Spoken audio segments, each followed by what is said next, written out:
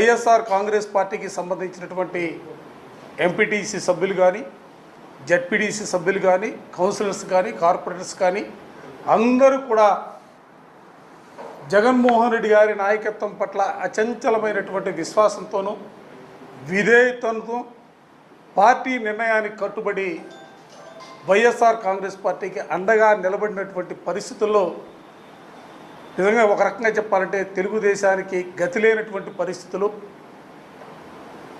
అభ్యర్థులు కూడా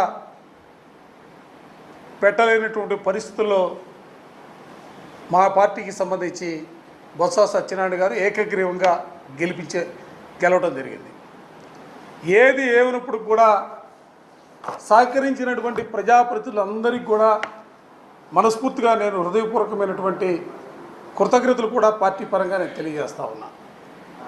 ఇదే సందర్భంలో ఎందుకంటే వైఎస్ఆర్ కాంగ్రెస్ పార్టీలో మీ అందరికీ కూడా తెలుసు, రాష్ట్ర ప్రధాన కార్యదర్శిగా పార్టీకి సంబంధించి పార్టీ కేంద్ర కార్యాలయం ఇన్ఛార్జిగా ఓ పక్క పార్టీకి సంబంధించినటువంటి కార్యక్రమాలన్నీ కూడా నేను అధ్యక్షుల వారి అనుమతితో నేను ముందుకు తీసుకెళ్తున్నటువంటి పరిస్థితులు ఒక పక్క ఉన్నాయి.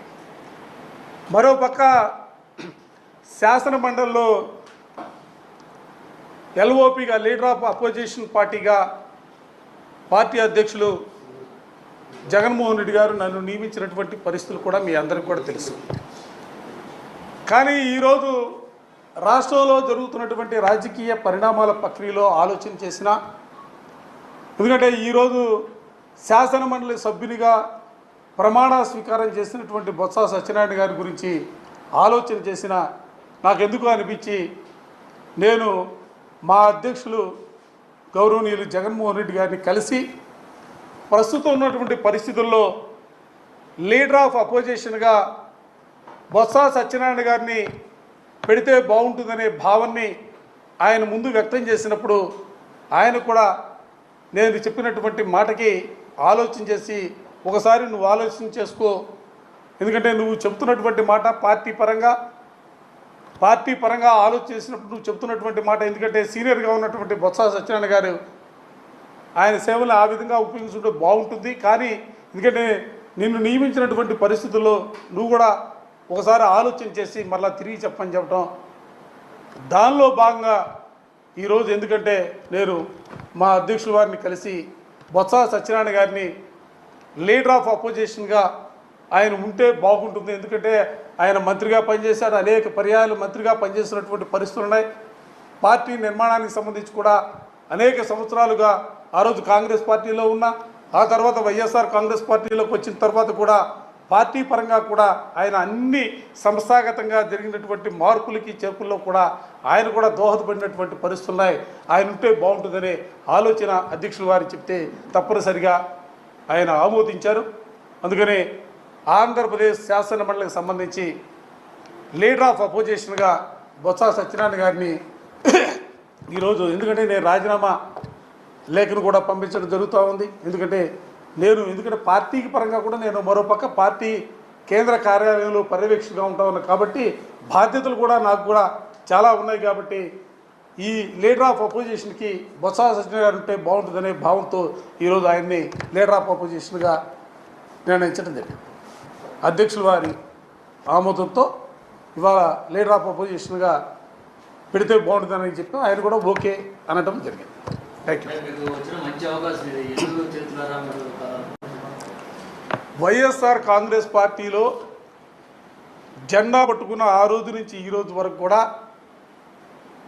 పార్టీ బాగుండాలా, మా నాయకుడు జగన్మోహన్ రెడ్డి గారు ఈ రాష్ట్రానికి సంబంధించి ఆ రోజు ప్రతిపక్ష నేతగా పనిచేసినటువంటి పరిస్థితులు కానీ, ముఖ్యమంత్రిగా 5 సంవత్సరాలు పరిపాలన చేసినటువంటి పరిస్థితుల్లో కానీ, మరలా తిరిగి రాష్ట్రంలో ఇవాళ ప్రజల గొంతుగా ఆయన ముందుకు సాగుతున్నటువంటి వైనంలో మేమందరం కూడా కార్యకర్తలుగా, క్రమశిక్షణ కలిగినటువంటి కార్యకర్తలుగా జగన్మోహన్ రెడ్డి గారి నాయకత్వంలో పనిచేయాలనే భావంతో మేము ముందుకు సాగుతాము తప్ప ఎప్పుడు కూడా పదవుల్ని ఆశించి ఆ పదవుల కోసం ఆరాటపడే మనస్తత్వమో లేకపోతే ఆ పదవుల కోసం ఏదో పరుగుడే మనస్తత్వం కలిగినటువంటి వ్యక్తులుగా మేము ఎవ్వరూ కూడా వైఎస్ఆర్ కాంగ్రెస్ పార్టీలో లేరు.